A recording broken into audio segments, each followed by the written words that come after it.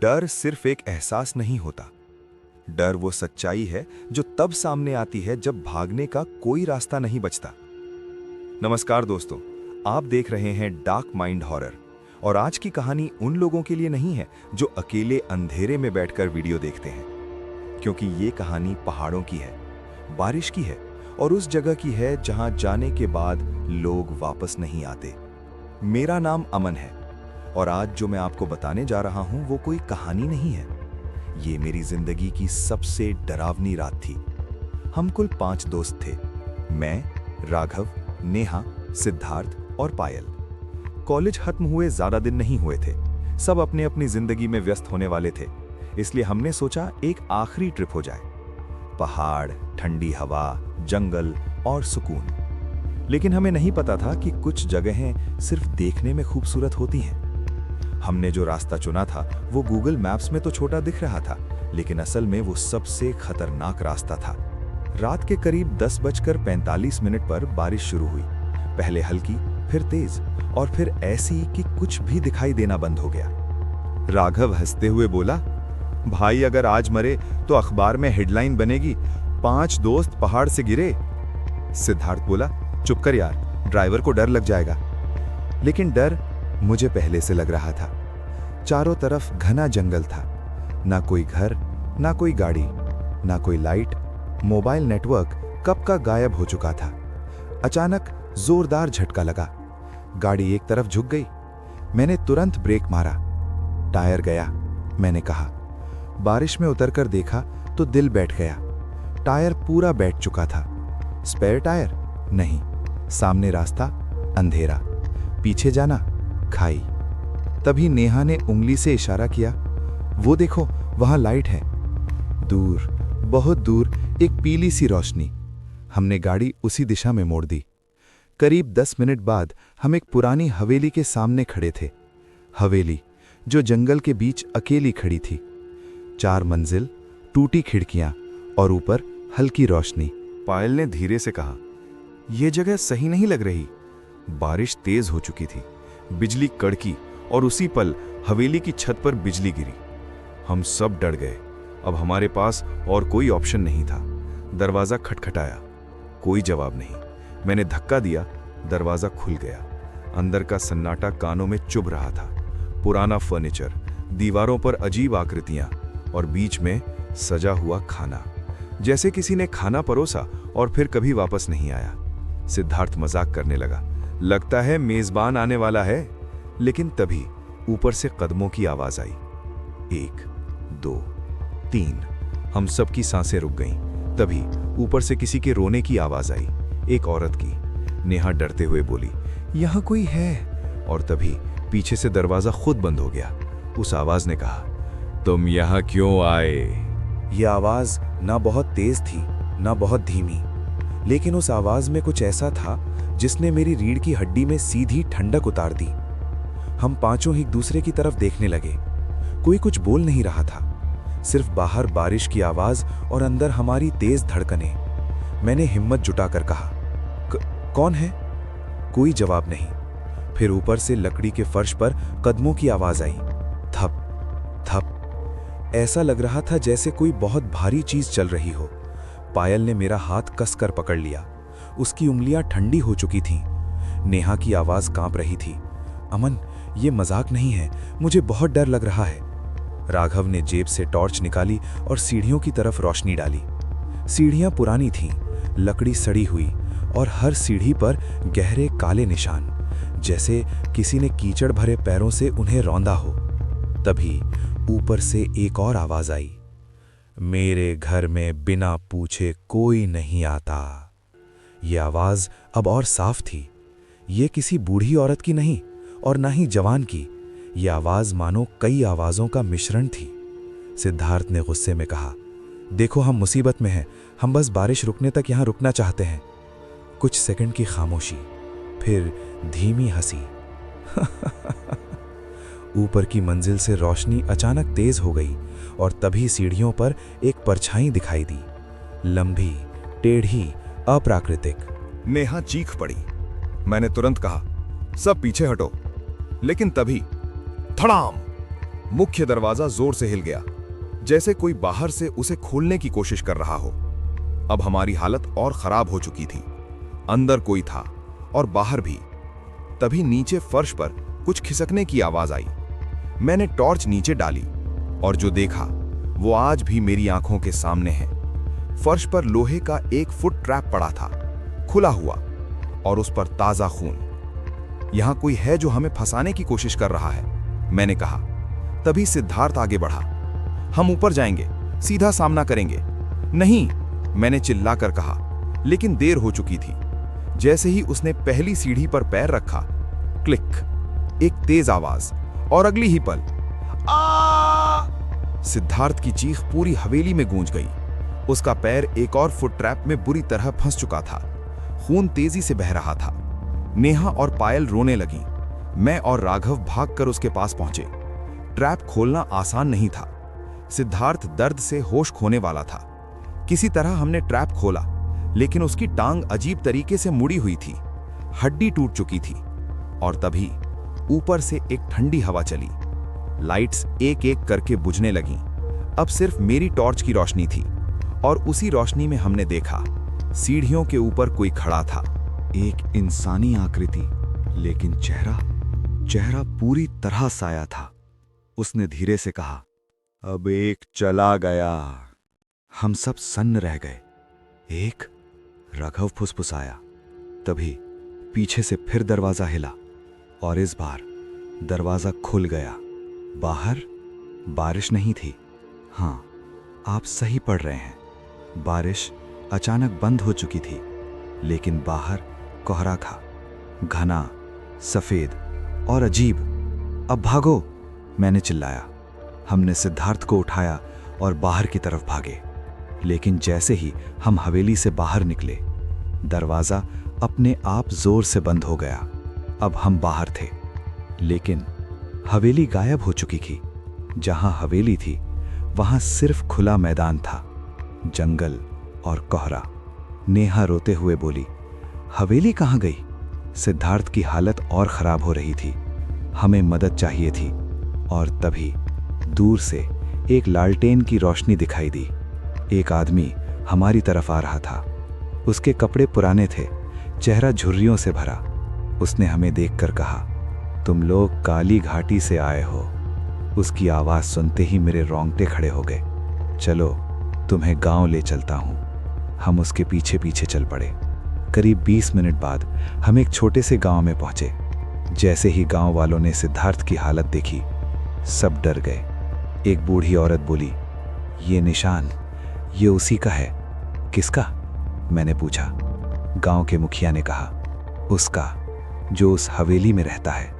उन्होंने हमें अंदर बिठाया, दरवाजा बंद किया और धीरे से कहा, अगर वो तुम्हारे पीछे लग गया है तो आज रात कोई नहीं बचेगा। मैंने पूछा, वो कौन है? मुखिया ने गहरी सांस ली। उसे यहाँ वटार कहते हैं। एक ऐसा प्राणी जो बारिश के साथ जागता है, और जो भी उसके घर में घुसता है उसे कभी जाने नहीं देता। और तभी गांव के बाहर से किसी के चलने की आवाज आई। धप धप। मुखिया का चेहरा सफेद पड़ गया। वो आ गया है।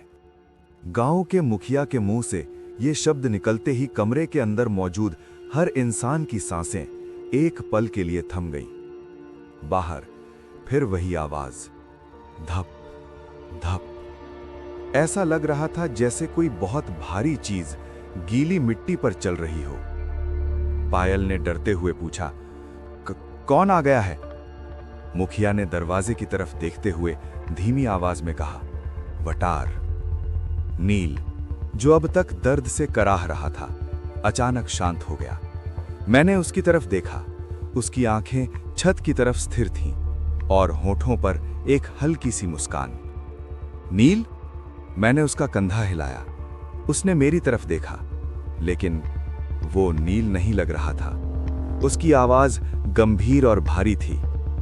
वो मुझे देख रहा है। नेहा चीख पड़ी। मुखिया ने तुरंत कहा, उसे पकड़ो। हम सब ने मिलकर नील को पकड़ने की कोशिश की, लेकिन जिस इंसान की टांग टूटी हो उसमें इतनी ताकत कैसे आ सकती है? नील ने एक झटके में राघव को धक्का दे दिया। उसकी आंखों की पुतलियां फैल चुकी थीं और फिर उसने कहा, बारिश आने वाली है। ये सुनते ही गांव की एक बूढ़ी औरत जमीन पर बैठ गई। अब बहुत देर हो चुकी है, वो बड़बड़ाने लगी। मैंने गुस्से में पूछा, आखिर ये वटार है क्या? मुखिया ने हमें अंदर वाले कमरे में ले जाकर दरवाजा बंद कर दिया। कमरे में धूप बत्ती जल रही थी। दीवारों पर काले धागे और तावीज लटके थे। जो अब मैं बताने जा रहा हूं, मुखिया बोला, वो गांव का सबसे बड़ा राज है। आज से करीब 70 साल पहले ये घाटी आबाद थी। यहां वही हवेली एक अमीर जमींदार की थी। उस जमींदार का नाम था देवेश्वर राणा। उसे तंत्र मंत्र में बहुत विश्वास था और उसने एक ऐसा प्रयोग किया जो कभी नहीं करना चाहिए था।